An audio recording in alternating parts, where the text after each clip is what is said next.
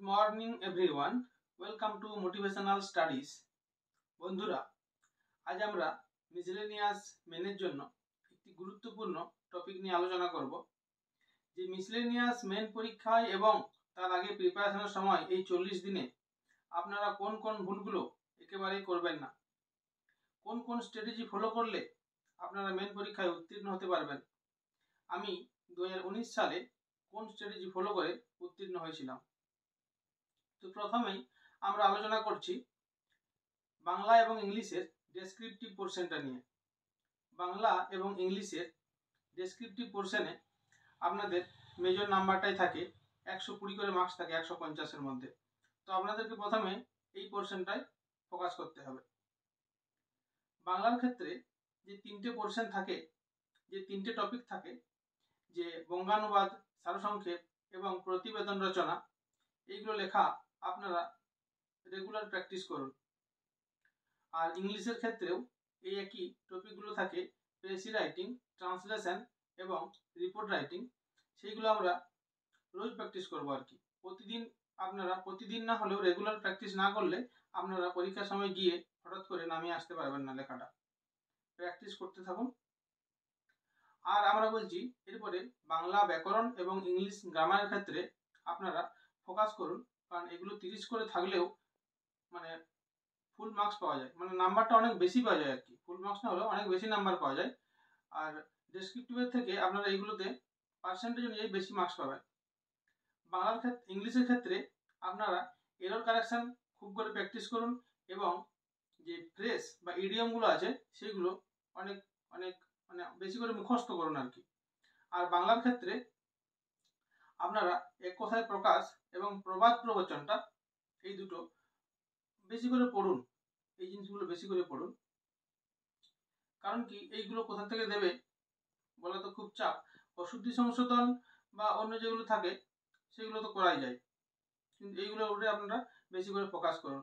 আর আমি যে স্ট্র্যাটেজিটা ফলো করেছিলাম, যে একদিন আমি ইংলিশের ডেসক্রিপটিভ পোর্শনটা করতাম, তারপর দিন বাংলার ডেসক্রিপটিভ পোর্শনটা করতাম, তারপর দিন জেনারেল স্টাডিজ ডেসক্রিপটিভ পোর্শনটা করতাম এবং তারপর দিন ম্যাথটা দেখতাম, মানে ডেসক্রিপটিভ ম্যাথটা।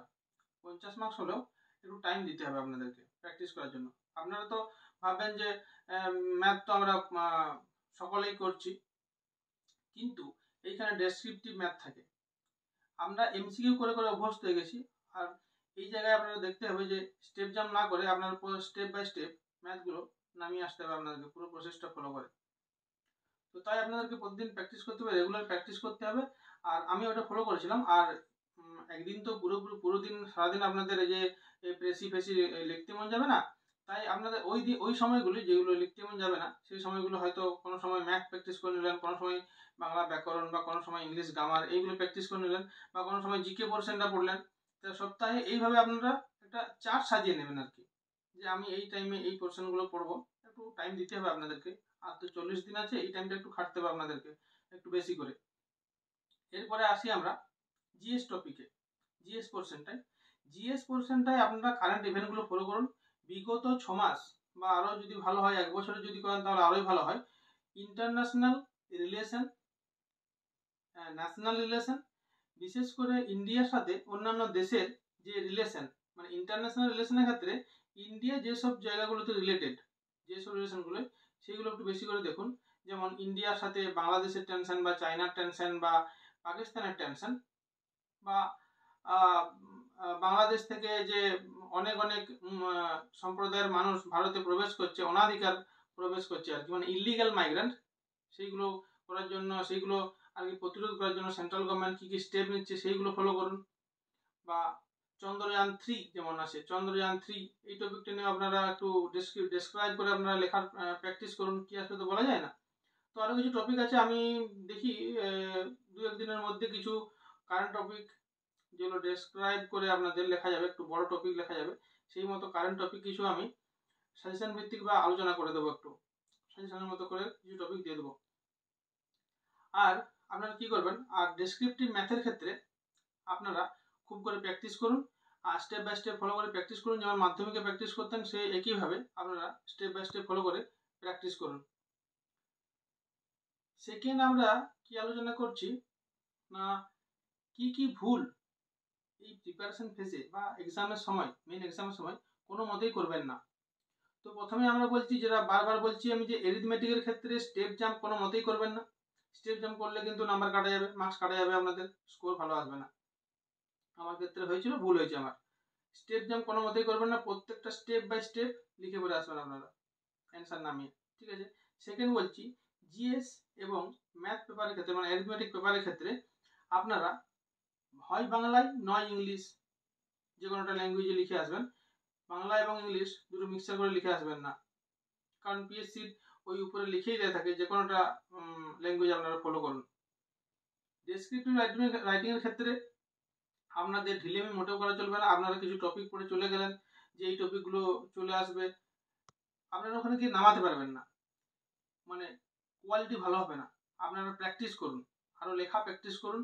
ডেসক্রিপটিভের ক্ষেত্রে আপনারা যত লেখা প্র্যাকটিস করবেন, যত খাতায় নামাবেন আপনারা লিখে লিখে, ততই আপনাদের পরীক্ষা ভালো হবে। কারেন্ট অ্যাফেয়ার্সগুলো একটু খুঁটিয়ে খুঁটিয়ে পড়ুন, কারণ কি, যে কারেন্ট অ্যাফেয়ার্সের টপিকগুলো থাকে সেইগুলো থেকে যেমন ডেসক্রিপটিভ কোশ্চেন আসে, সেরকম আবার কিছু কিছু শর্ট কোশ্চেন আসে।